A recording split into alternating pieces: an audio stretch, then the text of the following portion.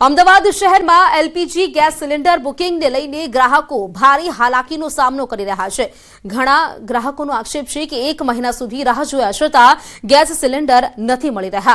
નિકોલ વિસ્તારમાં ગુસ્સે ભરાયેલા ગ્રાહકોએ ગેસ એજન્સીની ઓફિસે પહોંચીને રોષ વ્યક્ત કર્યો હતો।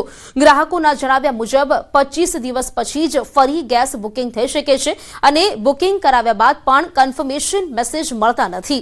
બીજી તરફ ગેસ એજન્સીનો દાવો છે કે લોકો પેનિक વધતા ગેસ બુકિંગ અચાનક વધી ગયા હોવાથી સર્વર ડાઉન જેવી સમસ્યાઓ ઊભી થઈ છે।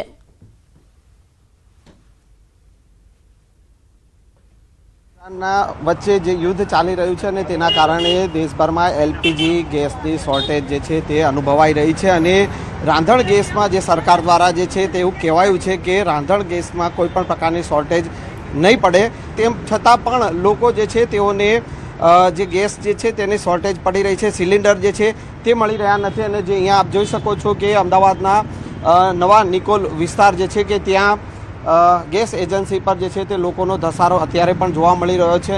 એક સવારના ટ્રાય કરીએ છીએ પણ હજુ બાટલો નોંધાતો નહીં। હવે મહિનો પૂરો થવા અમારે બાટલા વગર કરવાનું શું? હવે શું કહે છે એજન્સી? એ લોકો એવું કહે છે કે ત્યાંથી બંધ કર્યું છે, એવું કહે છે।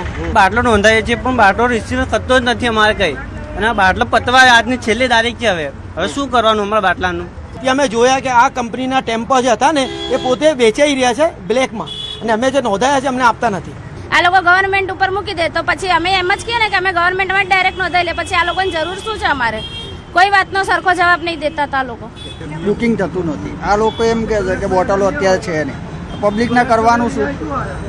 સરકાર એમ કે 25 દિવસ પછી બોટલો તમને મળી શકે, બુક કરીએ તો બુક તો થતી નથી બોટલો। એ કે તમે પ્રયત્ન કર્યા જ કરો પણ ત્યાં આખો દિવસ પ્રયત્ન કરો, નોકરી ધંધા કરવાના કે નહીં? લોકોને સરખો જવાબ જે છે તે એજન્સી પરથી મળતો નથી ને તે પ્રકારની ફરિયાદો અત્યારે એજન્સીઓ પર જોવા મળી રહી છે। કેમેરામેન હરીશ શર્મા સાથે સંજય ટાંક, ન્યૂઝ 18 ગુજરાતી, અમદાવાદ। આમાં શું છે કે સિસ્ટમ નવું બન્યું છે। નવા સિસ્ટમ બને તો એમાં અપલોડિંગમાં ટાઈમ થાય છે। ક્યારે આટલા બધા એકસાથ બુકિંગ થતા હોય તો સર્વર ડાઉન થઈ જાય છે। આજે આપણે 10-15 જણા એક સાથે જ એક જગ્યા ઉપર ટિકિટ બુક કરીએ તો આપ જોઈ શકો છો કે ટિકિટ બુક નહીં થતી।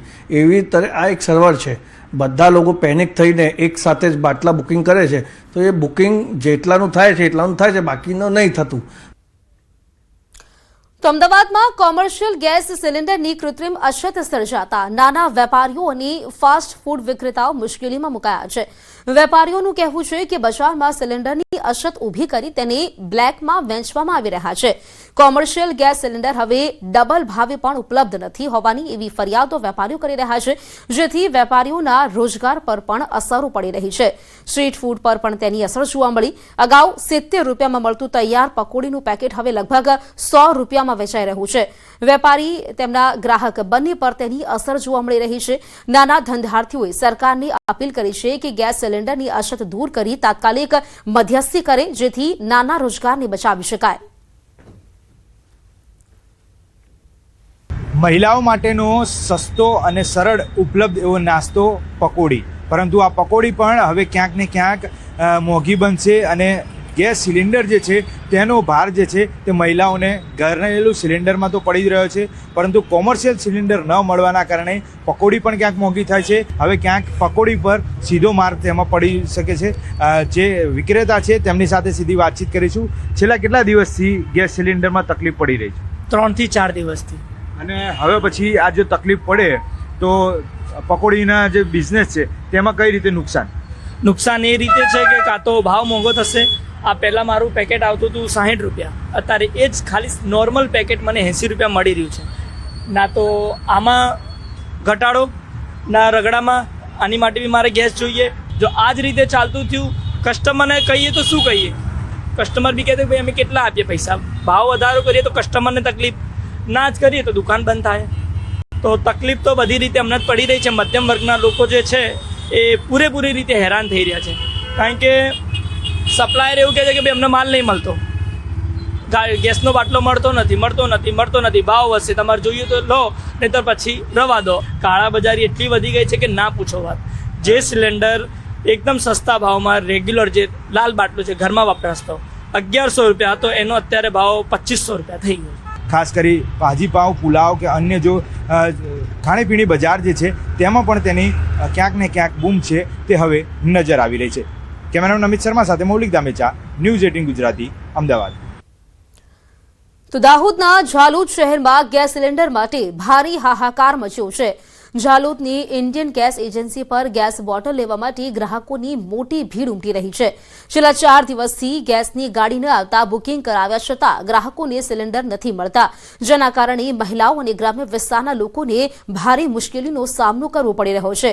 ઓનલાઈન ગેસ બુકિંગનું સર્વર પણ ઠપ થતાં સમસ્યા વધુ ગંભીર બની છે.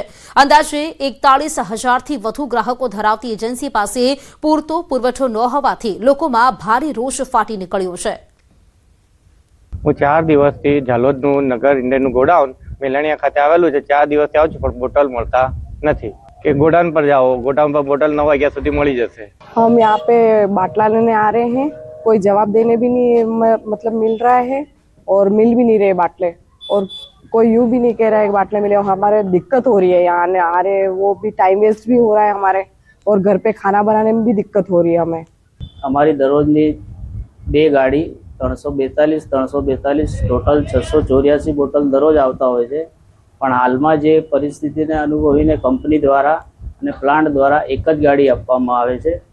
એટલે જે ગ્રાહકો અત્યારે જે વધારે બોટલ માટે દોડાદોડી કરે છે, એમાં જે અમને જે કંપનીએ ફાળવેલ એક ગાડી દરરોજની ફાળવી છે, એમાં અમે કસ્ટમરોને આપવા સંમત બી છીએ, વિતરણ બી કરવા અમે કરીએ જ છીએ.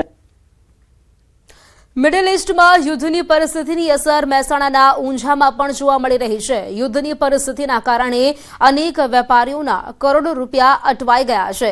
મળતી માહિતી મુજબ લગભગ 200 થી 250 જેટલા કન્ટેનરો રસ્તામાં અટવાઈ ગયા છે, જેના કારણે વેપારીઓને કરોડોનું નુકસાન થયું છે. આ ખાડી યુદ્ધના લીધે અમારા જે એક્સપોર્ટરો છે એમણે અહીંથી જે સપ્લાય કરેલા છે માલ, એના 200 થી લગભગ 250 જેટલા કન્ટેનર રસ્તામાં અત્યારે ક્યાંય ને ક્યાંય અટવાયેલા પડ્યા છે. આના લીધે વેપારીઓને લગભગ જે ભાડા $1,500 આજુબાજુ હતા, એ આજે $4,500 છે.